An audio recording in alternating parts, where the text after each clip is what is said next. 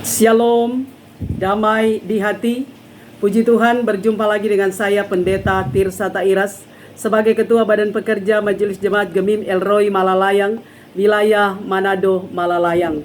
Saat ini akan membagikan kebenaran firman Tuhan dalam kitab Wahyu pasalnya yang ke-21, ayatnya yang pertama hingga ayatnya yang ke-8 dalam tema yang lama telah berlalu, yang baru sudah datang.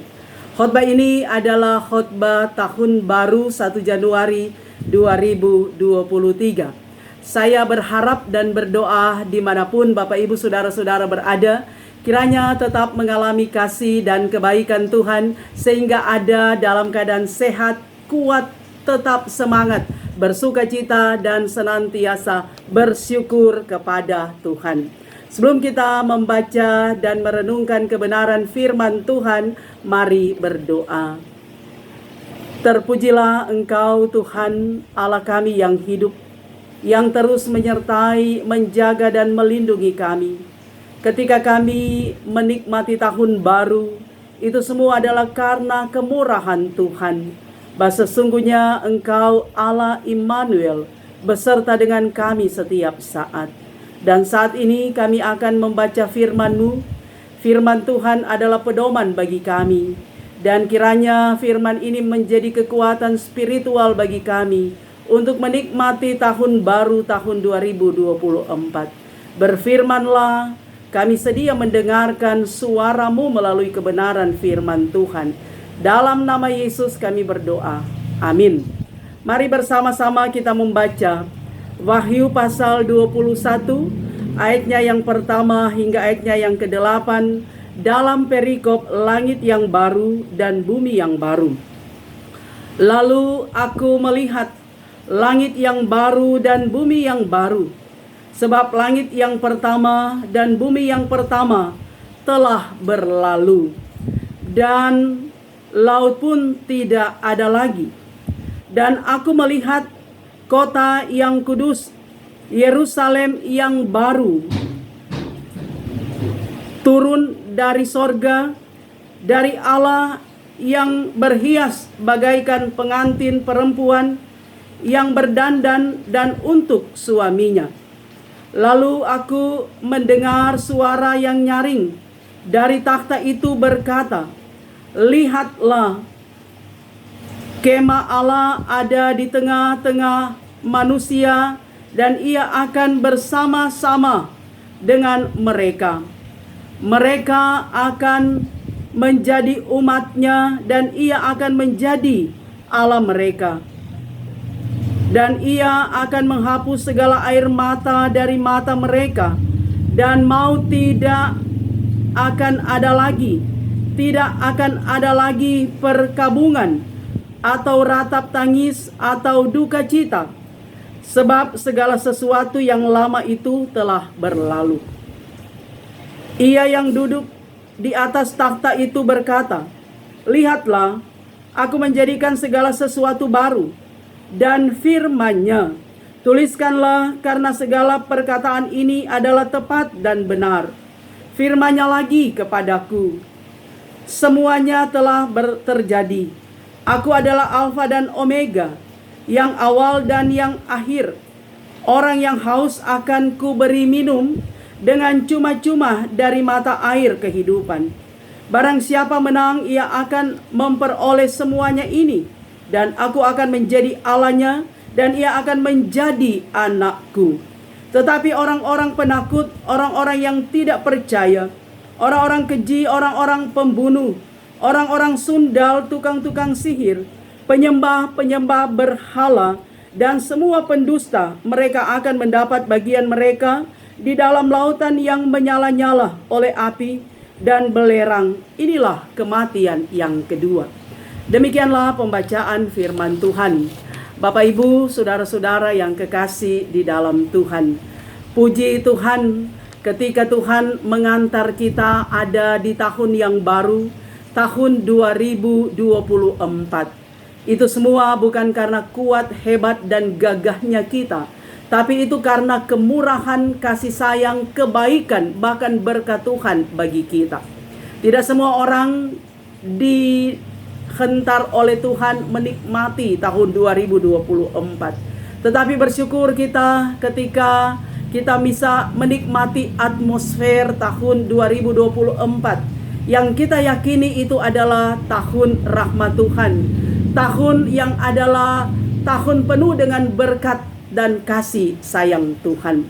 Sekalipun disadari bahwa tahun baru termasuk di dalamnya tahun 2024 adalah tahun rahasia bagi kita. Artinya kita tidak tahu apa yang akan terjadi di 365 hari di tahun 2024.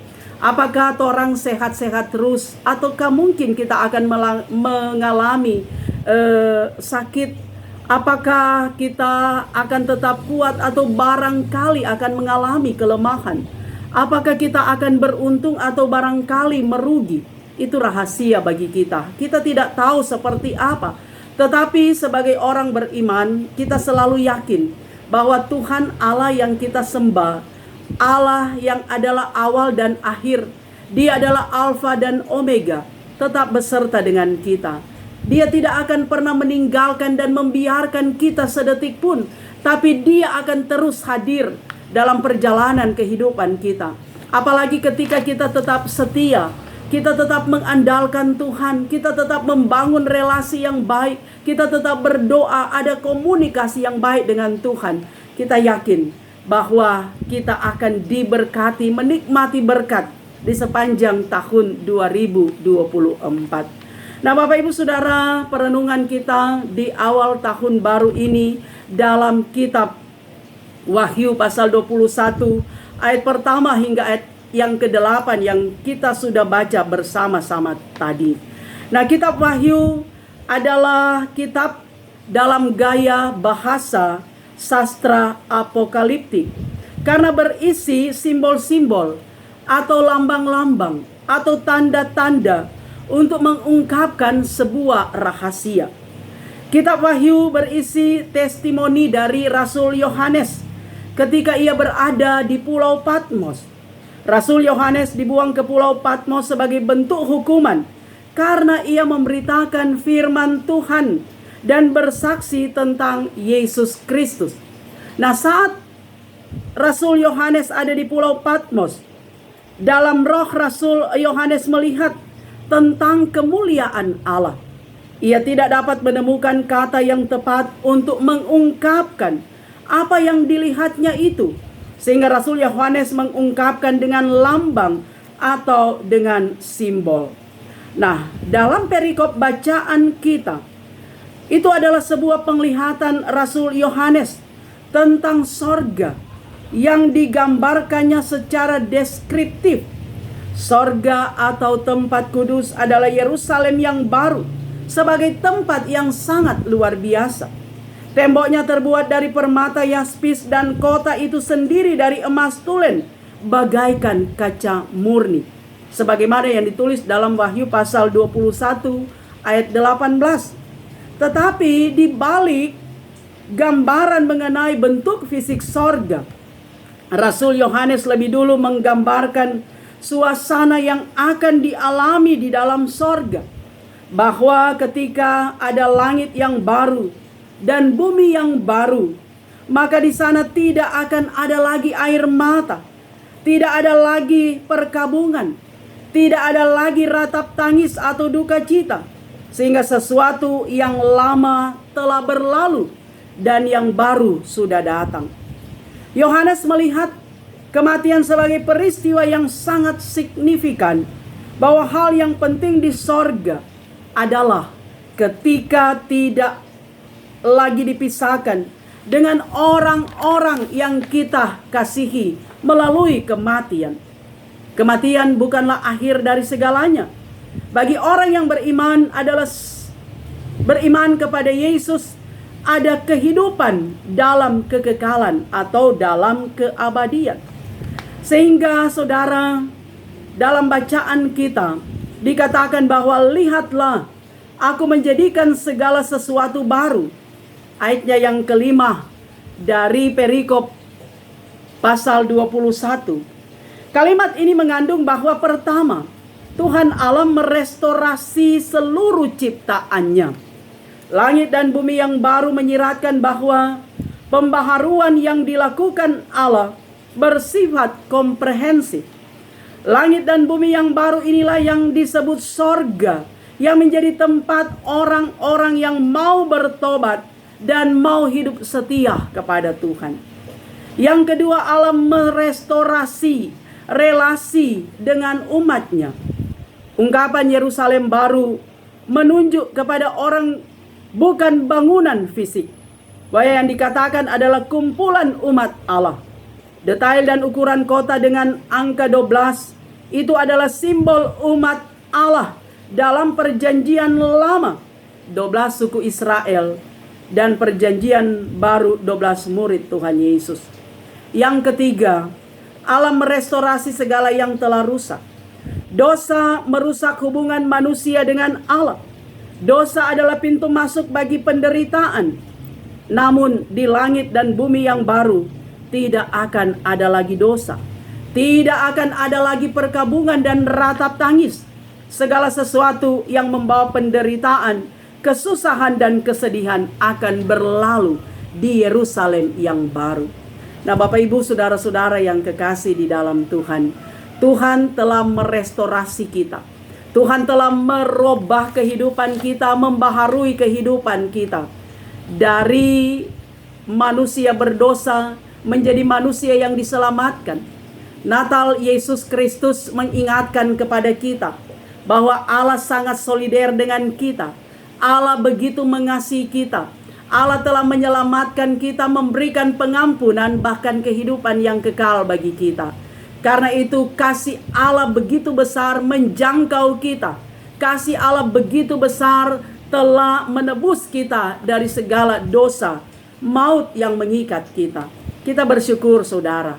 Bahkan sekali lagi ketika kita ada di tahun baru, kita bersyukur atas kasih kemurahan dan kebaikan Tuhan, atas penyertaan Tuhan yang sangat sempurna dan sangat nyata. Karena itu kita yakin bahwa sekalipun kita tidak tahu apa yang akan terjadi nanti di tahun 2024 ini, tapi sebagai orang beriman, kita tetap semangat, excited, bahkan super excited menjalani kehidupan ini. Kita tetap berkeyakinan bahwa Allah beserta dengan kita. Ketika kita hidup rajin, ketika kita tidak malas, ketika kita hidup setia, jujur, penuh tanggung jawab, ketika kita hidup disiplin dan apapun yang Tuhan kehendaki kita lakukan, pasti kita akan menikmati berkat-berkat Tuhan. Lumbung-lumbung kehidupan kita akan diisi penuh oleh Tuhan Allah, asalkan kita berjalan bersama-sama dengan Tuhan. Kita tanggalkan yang lama, segala dosa kita. Kita menikmati kehidupan yang baru. Kehidupan yang di dalamnya ada rasa saling menghargai, rasa menghormati. Di dalamnya kita mengakui kekurangan dan kelebihan. Di dalamnya kita harus saling membangun satu dengan yang lain. Saling menopang, saling mendoakan. Untuk kita menikmati berkat Tuhan. Tentunya dimulai dari komunitas yang paling kecil. Kedamaian, damai sejahtera, sukacita yang kita renung-renungkan di sepanjang bulan Desember manakala kita merayakan Natal. Itu tidak hanya berhenti pada bulan Desember, tapi itu akan terus memotivasi kita sepanjang tahun 2024. Sehingga kita hidup dalam kedamaian, dalam ketenangan, dengan penuh sukacita di tahun 2024 ini. Kita percaya bahwa kita telah didamaikan oleh Yesus Kristus dengan Allah Bapa di sorga. Damai di sorga, damai di bumi, damai di hati kita. Menikmati tahun rahmat Tuhan di tahun 2024 ini. Apalagi tahun 2024 adalah tahun politik.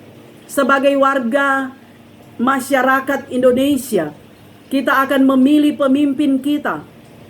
Baik presiden, wakil presiden. Kita akan memilih anggota legislatif, baik di tingkat kota kabupaten, di tingkat provinsi, juga di pusat. Kita juga akan memilih anggota DPD. Nah, yang pasti Bapak Ibu Saudara-saudara, kita punya pilihan-pilihan yang berbeda. Warna yang berbeda, pilihan yang berbeda, figur yang berbeda, bendera yang berbeda, dan segala sesuatu perbedaan itu adalah hal yang wajar.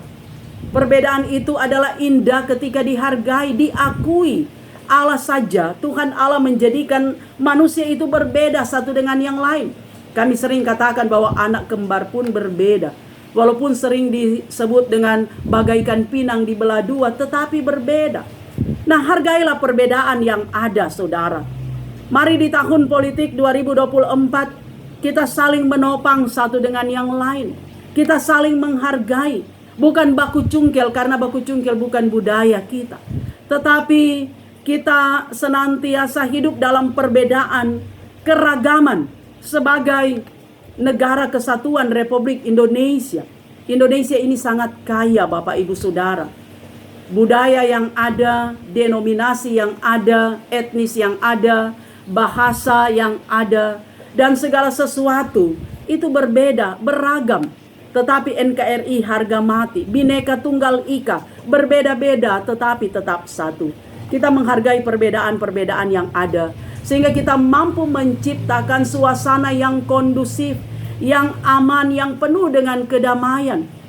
Tidak ada perpecahan, tidak ada hal-hal yang membuat kita menjadi retak. Tetapi saya percaya Bapak Ibu dimanapun kita berada, kita tetap menjaga keesaan, persatuan, bahkan persaudaraan yang rukun. Sebab dalam kitab Mazmur 133, alangkah bahagianya apabila saudara-saudara hidup dengan rukun. Nah, kita yakin saudara di awal tahun 2024 kita akan atur strategi kehidupan kita. Bagaimana kita bisa memenangkan tahun 2024 ini? Bagaimana kita bisa menikmati berkat Tuhan? Bagaimana kita bisa menciptakan suasana yang rukun dan damai, suasana yang di dalamnya kita bisa tertawa bersama, bergembira bersama, bergandeng tangan bersama, ada dalam satu gerak, baik sebagai satu persekutuan komunitas yang paling kecil, keluarga, gereja, bahkan masyarakat. Karena sekali lagi di sanalah kita akan menikmati berkat Tuhan. Kita hidup baru, tanggalkan dosa kita. Tanggalkan segala beban akar pahit yang sering kali mengganggu konsentrasi kita dengan Tuhan, bahkan dengan sesama kita. Kita hidup baru, kita diubahkan oleh Tuhan. Kita menikmati suasana sukacita di tahun yang baru. Karena kita yakin ada berkat yang baru yang Tuhan siapkan. Tapi kita harus berjuang. Kita jangan malas, jangan berdiam diri, jangan pesimis, tapi harus optimis.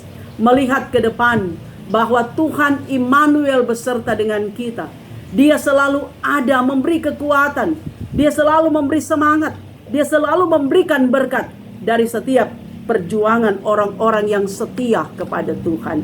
Nah, karena itu saudara, saya yakin dimanapun Bapak Ibu saudara-saudara akan mengalami kasih dan kebaikan Tuhan. Tetap berjalan di jalan yang Tuhan kehendaki.